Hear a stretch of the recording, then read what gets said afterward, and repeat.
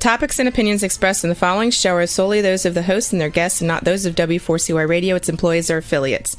We make no recommendations or endorsements for radio show programs, services, or products mentioned on air or on our web. No liability, explicit or implied, shall be extended to W4CY Radio or its employees or affiliates. Any questions or comments should be directed to those show hosts. Thank you for choosing W4CY Radio.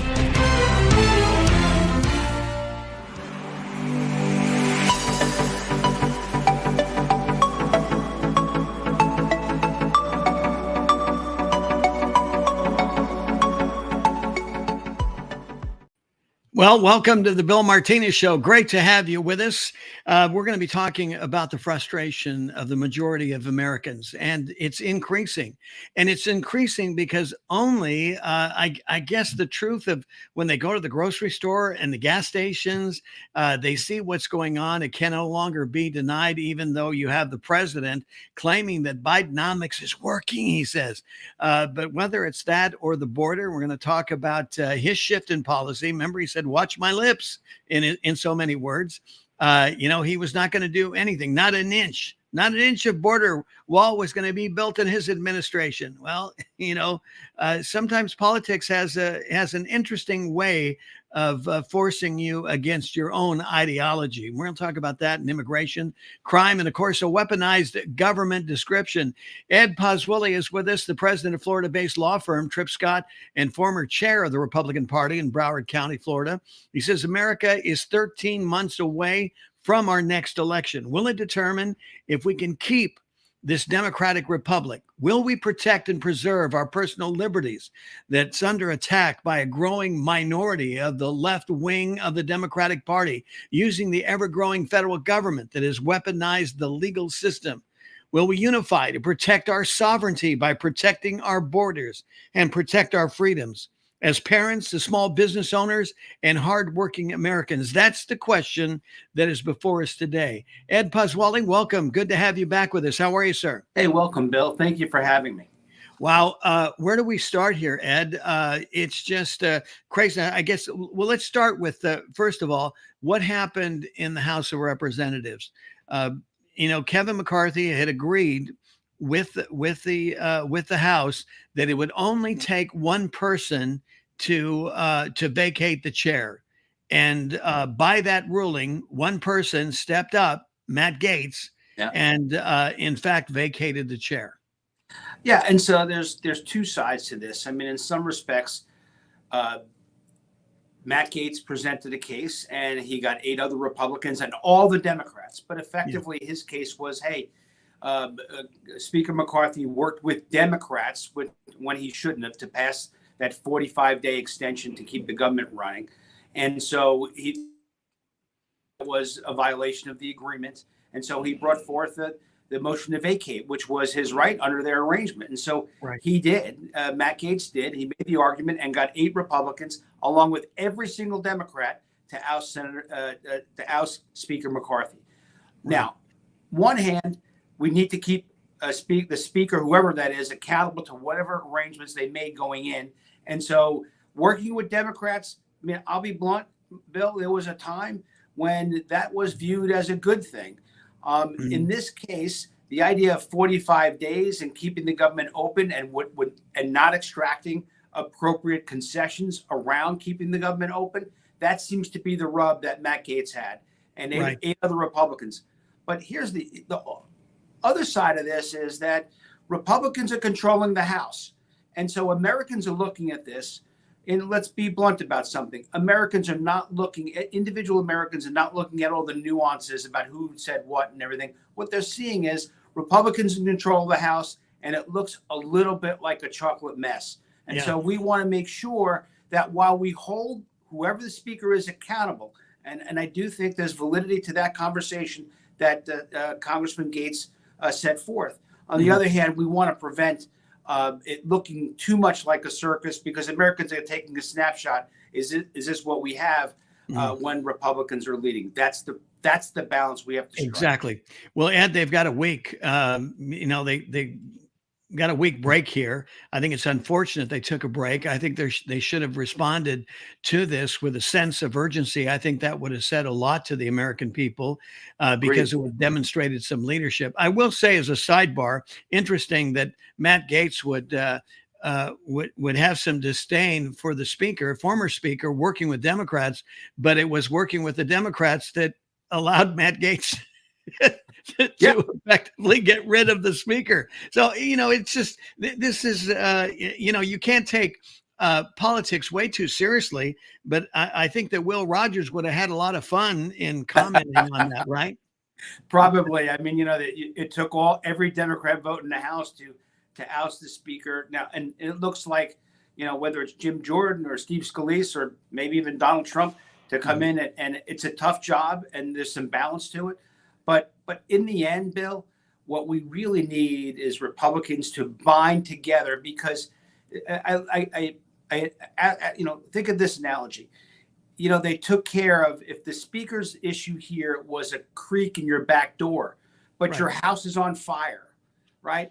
Do you really want to focus on the creak, in your back door, right, when your house is on fire? So in my view, America is in crisis. We have a crisis at the border. We have an economic crisis with interest rates rising, and the basics, groceries and food and energy, gasoline, all rising.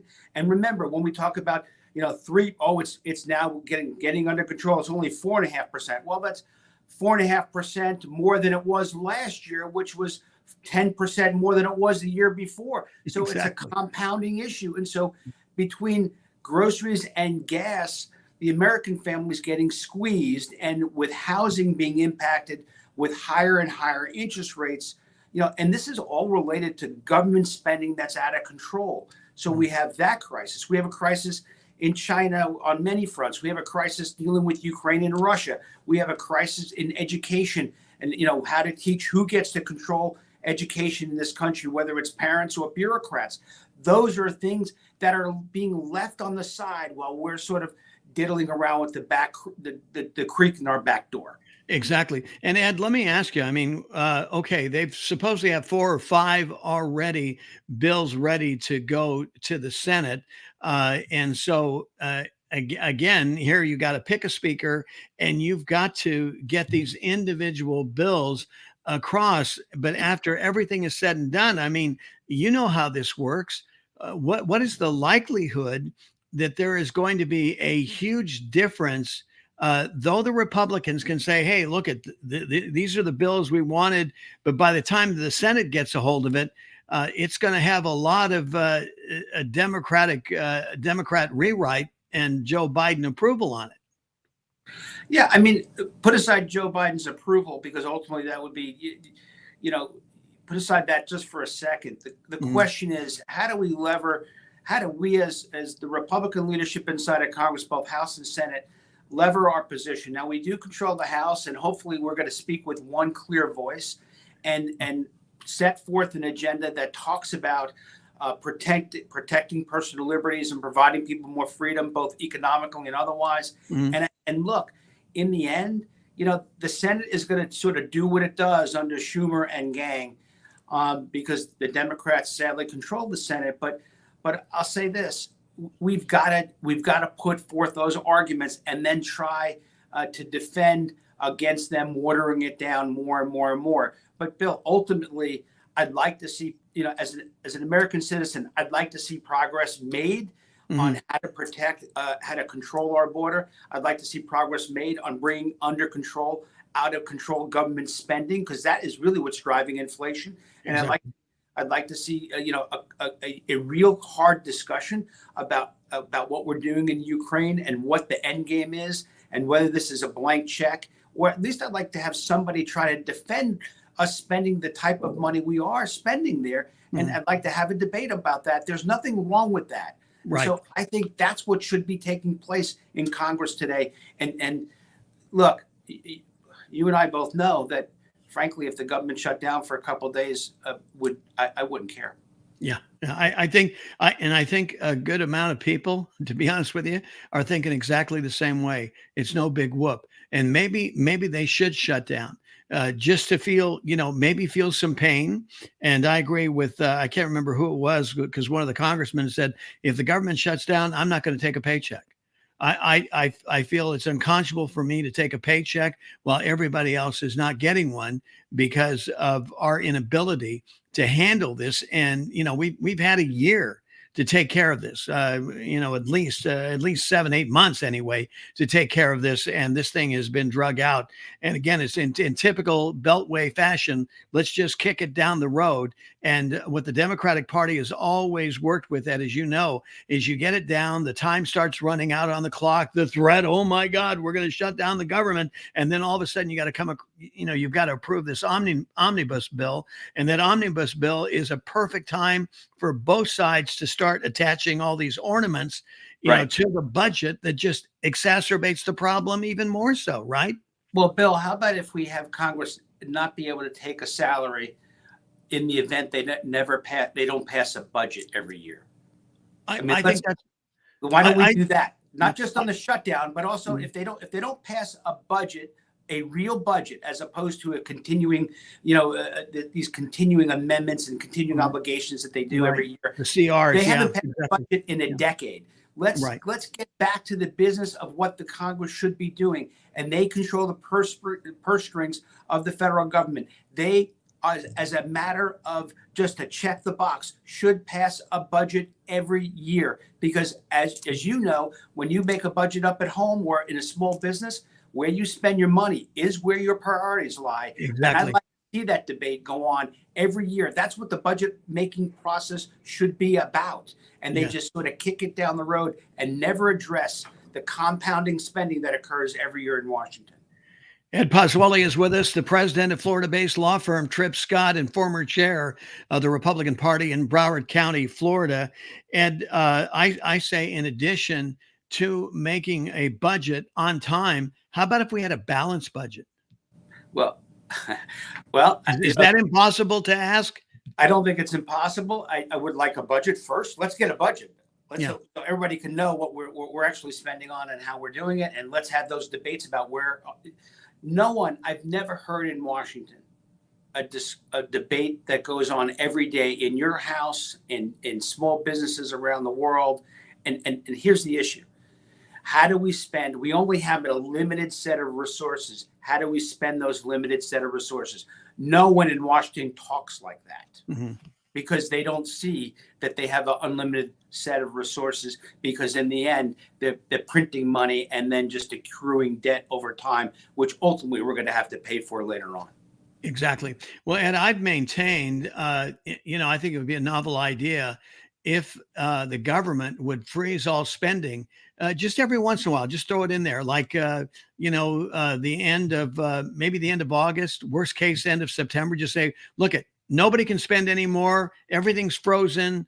Stop. If you haven't spent the money by then, could you imagine how much money we could reclaim? I mean, then some of these things that, for example, that's being reported, Open the Books just sent out a press release, our good friend Adam Andrzejewski, and you got all this stupid stuff going on. I mean, you got the feds, even during COVID time, we're looking at what they spent. People weren't coming into the office and they're buying up new furniture. They're buying, what were they buying? Barbecue tables outdoor that were, solar operated, so people could, they could bring their phones out there and get their phones charged up on the outdoor table. I mean, this is how ridiculous, to your point, spending gets in Washington, because it's not their money, it's our money, and they're irresponsible. It's not only that, but think about what the debate was. After COVID was over, they had all this unspent COVID relief money that they had authorized. Right. And the debate was whether or not we should take that money back and put it back into the general revenue fund, instead of just letting it be spent on all kinds of, even though COVID was now over. And so that is where you sort of, it's sort of like, I don't want to, disperse the Navy, but it's sort of like a drunken sailor with his paycheck in his pocket, exactly. And have a good time at night. But this is every day in Washington. Right. And then on top of that, how much fraud took place. How many people got COVID money that shouldn't? How many billions of dollars?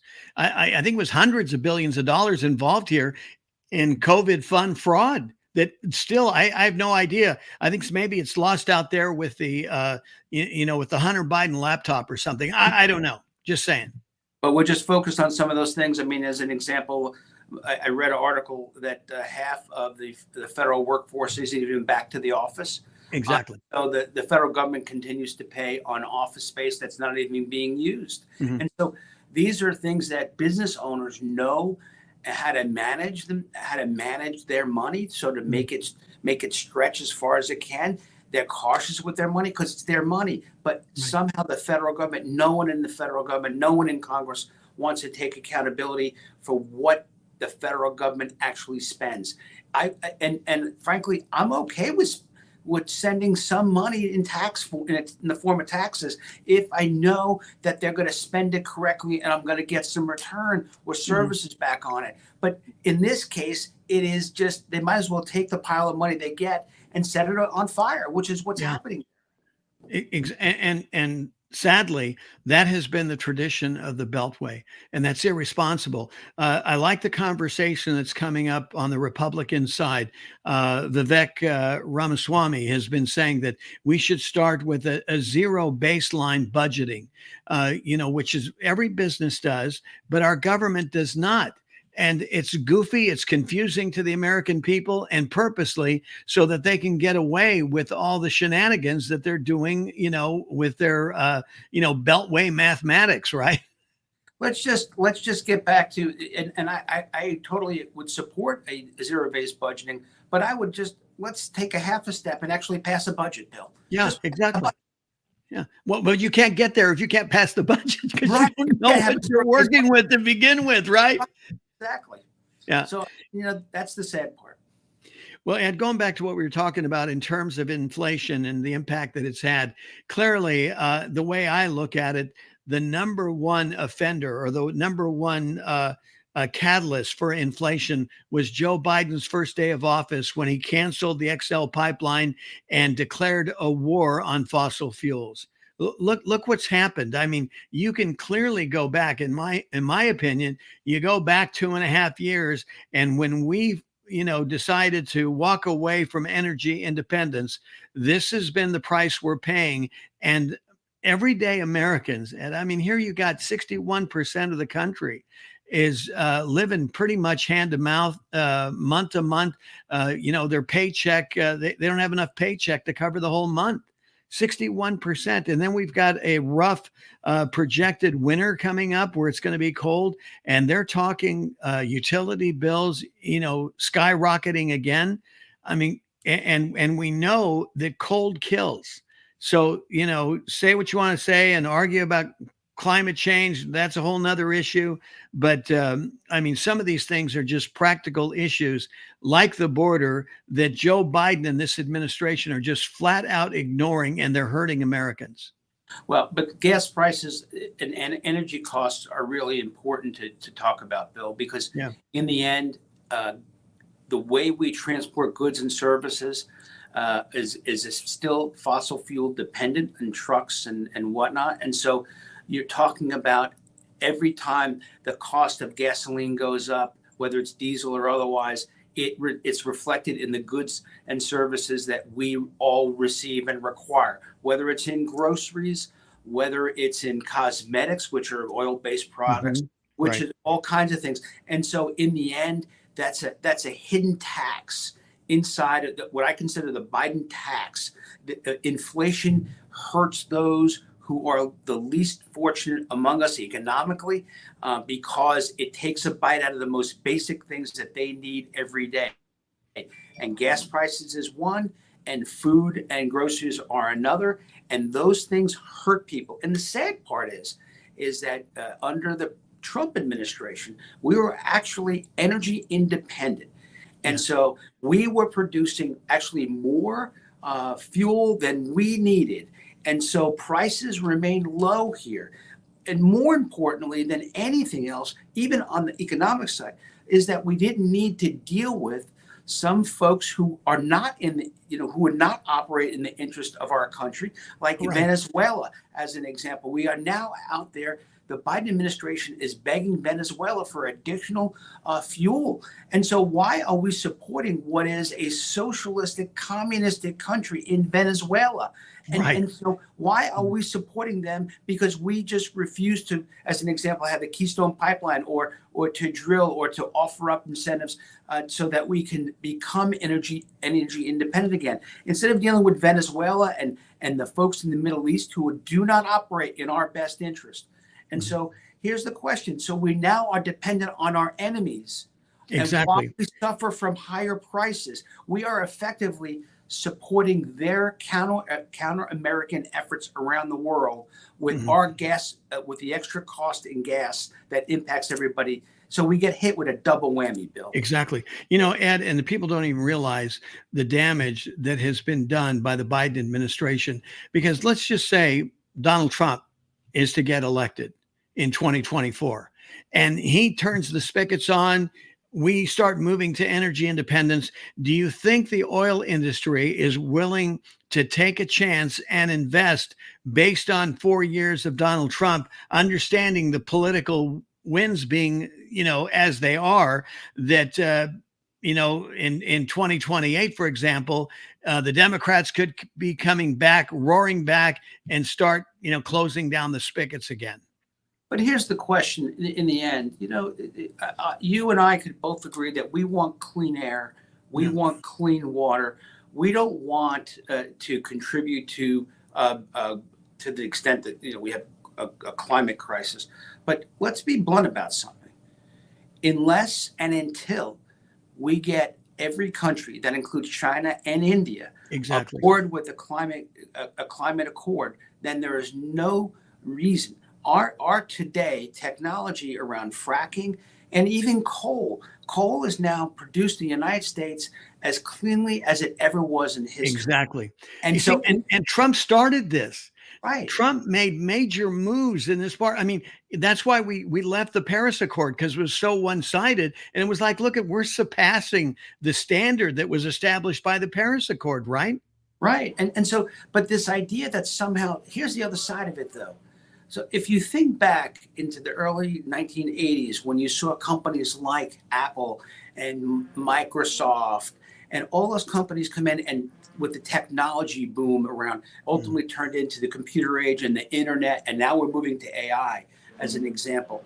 Those were American innovations that took the economy to the next level, took information to the next level.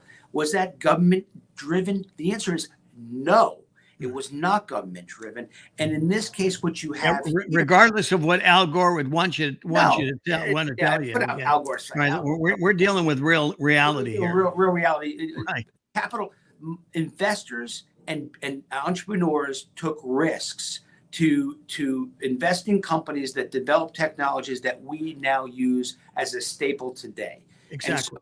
Those are American innovations. That was because of the marketplace. It was not because government trying to pick winners and losers. And in fact, the government has in fact an awful record about spending its money wisely in picking winners and losers in industry. And I would suggest to you that this idea that we continue to push on battery electric cars and we spend public monies around that. I'm all in favor of Tesla. I'm all in favor of Elon Musk and those kinds of entrepreneurial activities where he's putting his own money at risk.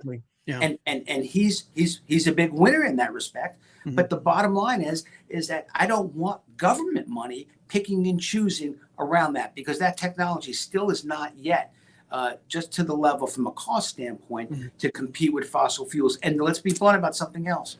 It's a long way. I don't know what you drive, but my gas car is far more efficient than the car that I drove when I was in college 30 years ago. And so without a doubt. Yeah, exactly. Cleaner, gasoline's cleaner. And by the way, just as an aside, Venezuelan oil that we're now, Biden administration now begging to get supplied, is the dirtiest fuel in the world. Yeah. I mean, and so how does that sit with everybody here? No, you're exactly right. I mean, here it is. America has led the way, and we will continue to lead the way. But we need to, just as we realized again. I mean, this keeps cycling back, and it is Republicans, they're conservatives that makes common sense out of the energy sector of our economy, and the Democrats. They come up with these theories and this, I call it, they're like Don Quixote fighting windmills. I mean, here, you're going to knock out, like California says, by 2030, there's not going to be a combustible engine in California. Even by 2030, they're going to be lucky to have, enough cars for about 10-15% of the population. So that means 85% of the population in California, they're going to all go Amish. They're going to have to get a buggy and a horse in order to transport things. Ed, I mean, this is how silly this stuff is based on this theory, and it's still a theory. There's no scientific fact on climate change, and we've spent $5 trillion investing in this faux science, in my humble opinion. And what do we got to show for it? But Bill, it's even. Let's talk about the practical impact. Say California, Gavin Newsom, the liberal. Boy, he's doing such a good job with that, California. I'm sorry that I live in Florida, and by the way, yeah. we well, I was born and raised in California. I got kids there, Ed. So you understand the pain that I'm in, right? I will say this: we in Florida, we actually enjoy the best governor in the country, in Ron DeSantis. And to be blunt about it, what's going on in California is terrible, because California is a beautiful state with beautiful resources, great cities, great people. But in the end, policies matter. This idea of going to full electric in 2030. And look, what did they have to do? They had to alternate days when people can actually plug in their electric cars. Right. Because why? Because it was putting undue burden on the electric grid. And oh, by the way, how is the electric that goes to feed the batteries, how is that being created? It still goes back to fossil fuels. You got to use fossil fuels. Exactly. And so, my gosh, we're kidding ourselves. And one last point about batteries. Where are batteries made, and where's the natural resources where are they found? A lot of up until recently, because the United States just found out a strain, but up until recently, the main ingredient of an electric battery was almost only available in China, where they had to strip the land to get it. And then that's where the batteries are produced. So again, this goes back to, why are we feeding our adversaries over what purpose? And so it's sort of a double whammy again. Why are we continuing to buttress the economy in China when we could be providing energy for our energy resources at home? That makes no sense whatsoever. Exactly. And what else is tied to it, Ed, is the abuse of young people. I mean, you got kids that are out there in some of these countries that China has conscripted, and they are the ones that are, for pennies. These young kids are out there harvesting the raw elements that are needed, for the batteries, for them to be formulated in China. I mean, this is a mess. And here it is. I mean, you got the left that, is so self-righteous about human abuses and that. And here it is. I mean, this is amazing. There every once in a while you hear a story about a celebrity who has a line of clothing that is being produced, out of sweatshops that they didn't know about it. Oh my God, all hell breaks loose. But meanwhile, if something that China is doing, they just look the other way, no matter what they're doing with the Uyghurs, how they've got them in concentration camps and other, less thans that they consider that they can run ramshot on and take advantage of, right? Bill, we'd be better off unhooking to the extent that we can. We still live in a global economy, but we still should be moving toward unhooking our dependence on China around some of those resources we talked about. Yeah. The chip manufacturing, some of the pharmaceutical manufacturing, now that is almost exclusively now done in China. We need to bring that back home, or exactly. to a more friendly a friendly country. And they started to come back, Ed, when Donald Trump, opened the doors. We cut back on corporate taxes.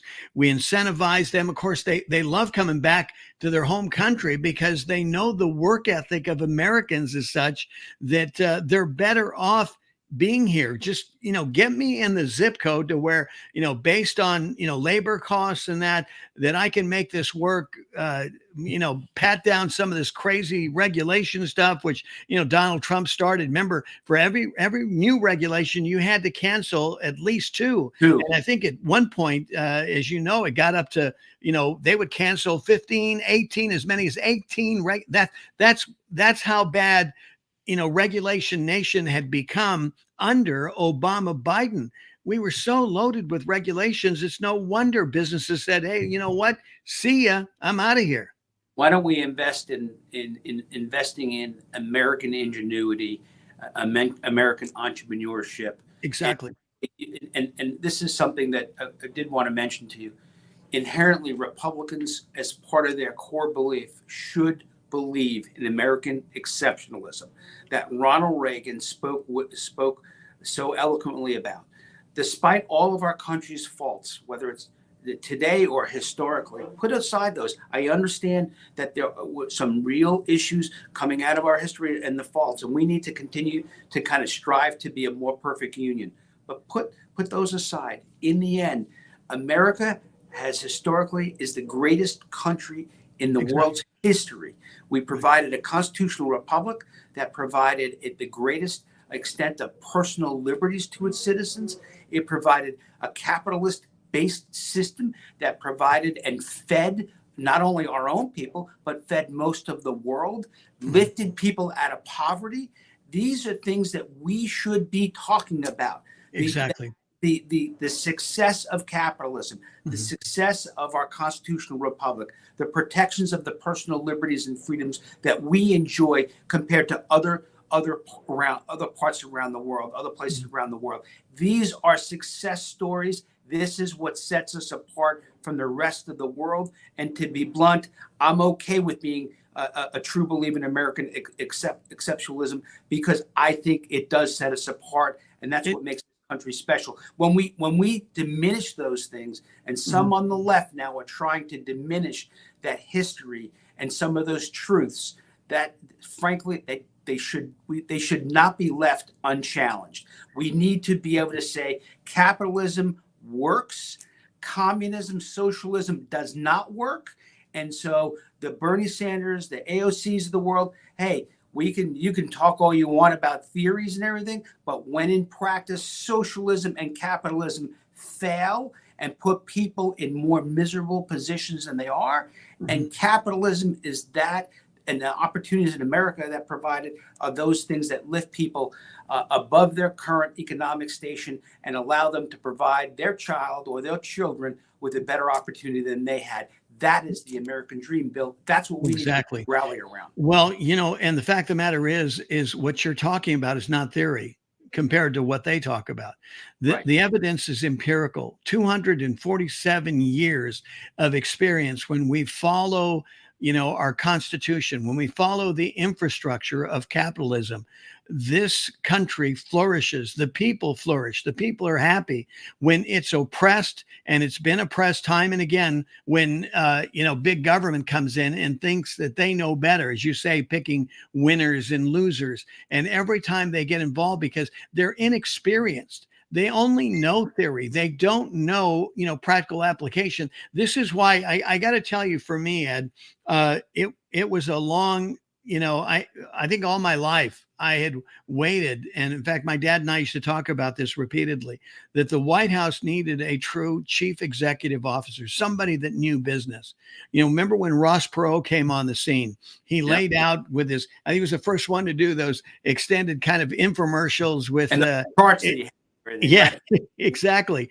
And here he is. I mean, he generates, 18, 20% of the vote, but he's a business guy. And then Donald Trump comes and we're able to realize, oh, okay, this is what happens when you get a real chief executive officer in the White House. And the thing is, it's so antithetical to the traditions of the Beltway, that they were doing everything they could and still are doing everything they can to kneecap him and to make sure that he doesn't get in the White House again, because this is what, power, absolute power does. It absolutely corrupts. And this is where we are. And unfortunately, to your point earlier, Ed, the free press, it is their job. The First Amendment, freedom of press, they are missing in action. And because they're missing in action and not reporting on the very things that you're talking about, to hold the government accountable, to talk about, these great stories of capitalism that have taken place, from day one. They're ignoring this in order to get in line with these neo-Marxists, a small percentage of people that flat out just hate America. And Ed, the Democratic Party, has been so so tainted by this hatred of America. You've got over 1 million Democrats that have said, I'm out of here. And you've got a dozen elected Democrats that have changed parties to the Republican Party because of what you pointed out. This is untenable. Well, I would suggest to you, as an example, Florida is a good example for the rest of the country. We during in the last Obama election, there were 350,000 more Democrats than Republicans in the state of Florida. Obama won the state of Florida in his first and second run. Mm-hmm. But now we have 700,000 more Republicans. And here's the reason. Over 20 years, we've had Republican essential leadership, both in the governor's mansion and in the state legislature. Florida balances its budgets. It actually has a budget every year. It actually has, over the last couple of years, reduced its debt through bond repayments and whatnot for its public programs. It is now vaulted to the number one position in education across the country. That includes K-12 plus higher ed. It has a plus. It has the greatest plus migration from other states coming in. And originally, a lot of Floridians were concerned about the way it might change politics. But the fact is, it's now been reemphasized. During COVID, there were clear protections on personal liberties by opening schools sooner, not getting caught up in the hysteria of the COVID and the phantom COVID piece. And the bottom line is, schools were open sooner, so students were able to get back learning, because that's still going to be reckoned with. That day of judgment is going to come when a lot of students across the country were fell behind a couple of years. That's still an issue for us later on. We need to catch those kids up as quickly as possible. Well, I have an idea for that, Ed, and I've been trying to get a hold of the governor's wife, because I think she can champion this. And I also talked with Lieutenant Governor Winsome Sears, and my goal is to get a couple of other governors that I know together, and because I've got a plan on how we can speed up and accelerate getting these kids up to speed, because education is that critical and it's doable. We can make that happen, but you've got to have a concerted plan in which to do that. And this is one that I've been talking about for the last 5 years, because I felt like God put this on my heart. And I said, and then after COVID, even more so, it was like, man, we need to do this, because I think we could, we can reinforce education and better prepare these kids, especially, K through 8, so that by the time they transfer into high school, that they're well prepared, their study skills are set, and whatever they may have missed along the way, because as you know, through those 8 years of education, you miss things. And there's nothing wrong with going back and kind of, like you would with a computer, where you relay the software, you relay a fresh line of software that repairs those holes and those viruses that may have interrupted the operating system, along the way. And so that's kind of the essence of this idea that I have, that we can do this in short order with like these mini boot camps that wouldn't take more than a semester to get these kids up to speed and then some, and really, send them off into the next semester's full steam ahead, better prepared to be able to be, better educated and better students.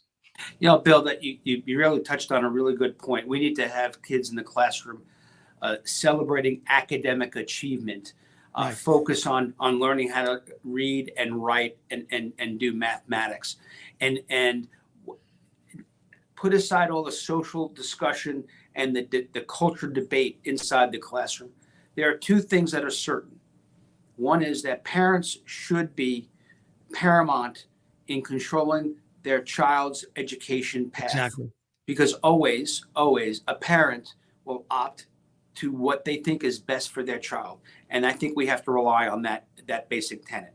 So that's one. Two is that over the years, we have spent a great deal of time and energy not focused on teaching kids how to read and write and perform mathematics and learning the basics of civics, as an example. Instead, what we have done is that we've kind of distracted ourselves. And I don't want to say it's not important. It's important, but the celebration of whether you are purple, green, white, whether you do this or that in your personal life, okay, those are important, but you have only this much time with a child in the classroom. And I would like for us to focus on maximizing that time so that children can learn how to read and write and perform math. That's the only way we're going to get them caught up from this COVID deficit. And frankly, it needs to be greater focus put on the schools that serve the socioeconomic, the lower end of the socioeconomic scale. Why? Because that is ultimately the great civil rights issue of our time, where kids who are socially economic disadvantaged are not receiving the same level of education as other kids, as their counterparts. And so you're seeing a gap, achievement gap between certain sets of kids. We need to address that gap. And by diverting your attention to whether we celebrate X or Y versus teaching a child how to read and perform math, we distract from that goal. Well, for example, Gary Bauer wrote yesterday that the Los Angeles Unified School District, that is very liberal, they're reserving an entire week of activities for National Coming Out Day. That's going to be later on this month. There are lesson plans circulating all the way down to elementary schools. So to your point, Ed, all this stuff is a distraction. And it adds to the confusion of these young kids and what they're being taught, and the influence that these teachers are having on these young minds is to confuse them all the more about their sexuality. And we just can't have that. Again, this is the job of the parents, not the school districts, to do this, and it's off point, because you only have so many hours in a day and so many hours in a semester, and you've got important curriculum, to your point, that these kids need to absorb, not these cultural ideas and these theories that somehow have become important based on the opinions of these adults. And I think it's irresponsible.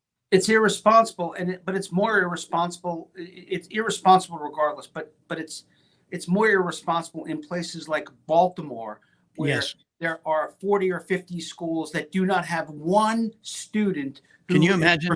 That's incredible. One student who is proficient in math or reading. Or Chicago, where the teachers union reigns supreme there, but the bottom line is that their overall educational achievement for their students is suffering 3 or 4 years behind the national average. This is honestly, that is a crime, and a crime being perpetrated against those students. And the more that you distract from that mission, the less time you spend. You only have this much time with them. It's a crowding out effect, Bill. And so we can talk about those social issues all day long, but in the end, I want my child to go to a school, and when he's done or she's done, I want them to be able to read and write and perform math and understand the basics of civics.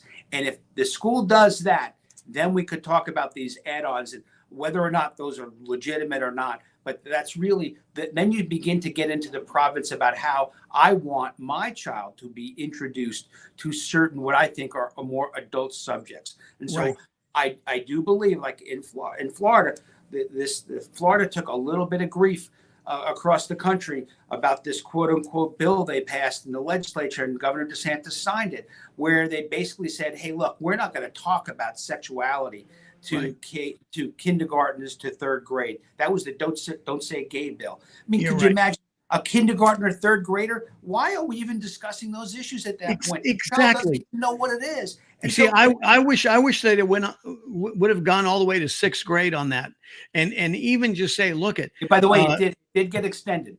Yeah, did okay. It did. All right. Yeah, because it's just, again, for the same reason that you're saying right now, of the things that we can be focused on, that has nothing to do. In fact, most amazingly, in some of these school board meetings where you've got parents reading these books and the school board members going, hey, don't read the book. Oh, okay. Oh, you can't hear the book, but you want my fifth grade child to be exposed to that book, right? Yeah, and in Florida, I will give you an example. Parents have a right to see and understand the curriculum that their child is subject to, and have a right to object or opt out to certain portions of it if they don't feel that it's appropriate for their child, particularly in the younger grades. And look, there was common sense around this before. When I was in third grade or fourth grade, fifth grade, I had to go home with a form to get my parent to sign before they even mentioned the word, to even raise the word sex. Honestly, that's where the power should be. It should be with the parent on how to introduce adult subjects that were otherwise really adult subjects to their children. And how they do that should be left to the province of the parent, not some administrator who is this all-knowing or claims to be this all-knowing. That by the way, Bill, that has a little fascist tone to it, doesn't it? Well, without a doubt. See, and the thing is that I wonder, based on any kind of evidence, why the teachers, why the school districts moved on this. That parents were not teaching their kids. I've heard some instances where young girls were experiencing their first menstrual cycle, and they were confused and ill prepared. And what happened is the school districts took a quantum leap and thought, well, look, at parents aren't stepping up to their responsibility and educating their child about something as basically biological as a menstrual cycle. So now we need to take over sex education because somehow that makes sense. And I'm with you, Ed. This is something that needs to be done in the home with the parents because it's that personal. Right. I agree with you totally. Yeah, but here we are. We'll look at, we've got about 3.5 minutes left here, Ed, and I want to give you an opportunity to, summarize all that we've been talking about and what we can look forward to here and what we need to do in order to ensure that the 2024 elections are not hijacked like the 2020 elections. Well, a couple of things. One is whoever our nominee is, and right now President Trump is leading in the polls, but let's see how that plays out. But in the end, Republicans need to believe in some basic things. They need to believe, in my view, in American exceptionalism. This is the greatest country ever in the history of the world. That capitalism is the appropriate economic system. Are there abuses? Yes. But frankly, market-based capitalism is the most efficient way that capital gets distributed, and everybody benefits. Exactly. More people have been lifted out of poverty by capitalism than in any other system, all those other systems combined. And that what we're hearing from the left is not based on what I believe to be our core ideals. The idea that you can preach about the First Amendment, but when you disagree with my view and you shut my view out because I'm a conservative, all of a sudden the First Amendment doesn't apply to me. That to me is un-American. When you tell me that you want to equalize not the opportunity that's given, but you want to equalize the result, that to me is un-American. Exactly. You have to provide, everybody has the same opportunity. Great, that's perfect. But the same result, we cannot guarantee results. That is not what we're based on. And frankly, we need to protect individual liberties from and inherently from the federal government intruding in our lives. And that includes the weaponization of the Justice Department that we're seeing in certain respects, uneven set of justice. One hand, you have Hillary Clinton. The other hand, you have Donald Trump. On one hand, you have Hunter Biden. On the other hand, you have the Trump family. It just seems to me to be an unequal application of the law. And it seems to be because we have to get back to that piece. The idea is an example that Mar-a-Lago is worth $18 million. And some judge, by the way, Bill, let's get a couple of guys and buy 3 or 4 of them. I'm going to say, look, I want to get in that line. Right. Yeah. So this idea that this is fair, American people are smart enough to understand, and this is why you're seeing a snapback in rallying around President Trump around this, because they see this as inherent unfairness. It is shocking to the American mind that the government is being used to beat somebody over the head. It just doesn't seem right. We've got to move back to American exceptionalism. The belief in individual liberties, the belief in freedom, the belief in a strong defense, the belief in that America is a special place. If we can agree on those, then liberals and conservatives can come to a compromise around how to solve these issues. But if you don't start with those basic tenets, it seems to me that we're lost. Without a doubt. Well, the highest calling that God has given us, and this is a true gift, is freedom. It's liberty. And we need to cherish it and understand that it's not free. I mean, our founding fathers found out, and we have learned over the years, over 1 million people have sacrificed their lives for the sake of freedom. And may it continue to stand. Ed Pozzouli, thank you so much for being with us. Ed is the president of Florida-based law firm Tripp Scott and the former chair of the Republican Party in Broward County, Florida. Great job, Ed. Thank you. Thank you so much, Bill. You got it. Ed Pozzouli has been our guest, and our thanks to him. And for more information and to be a part of this mighty movement to return to God and to save our country, check it out, BillMartinezShow.com. May God bless you and keep you and make his face shine upon you. May he be gracious unto you and give you peace. Go and have a great day. Thank you so much for being with us. Take care.